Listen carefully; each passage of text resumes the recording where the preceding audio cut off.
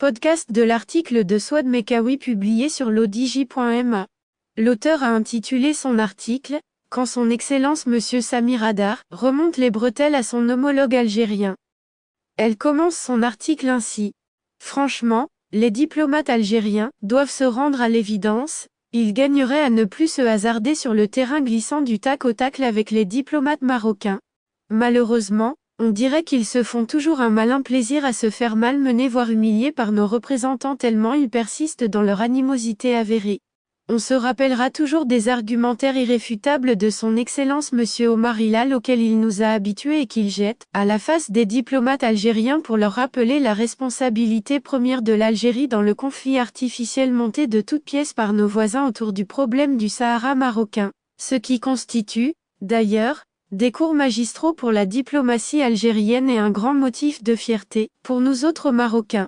Par ailleurs, son confrère le représentant du Royaume du Maroc auprès de l'UNESCO, son Excellence Monsieur Samir Hadar, vient de recadreur, à son tour, son homologue algérien en lui montrant qu'il a raté l'occasion de se taire, lors d'une séance qu'il présidait au siège de l'UNESCO, à Paris.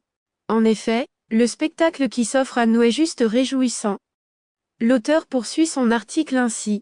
Le diplomate algérien, dans son leurre, tentant tant bien que mal de créer l'événement avec ses propos accusateurs et non spontanés, peinant à lire sa feuille préparée certainement avec soin par d'autres mains qui tirent les ficelles, ose s'aventurer sur un terrain miné où il ne voyait pas venir le coup assommant. Alors que la séance portait sur le patrimoine culturel immatériel des villes marocaines de Tata et Guelmim, le diplomate algérien s'en mêle les pinceaux et les mots se triturant dans sa bouche, dans un français qui laisse à désirer, tissait au fur et à mesure la toile d'araignée autour de lui dans une intervention creuse qui irrite les oreilles. Les propos sont transcrits tels qu'ils ont été prononcés, c'est dans le cadre de la non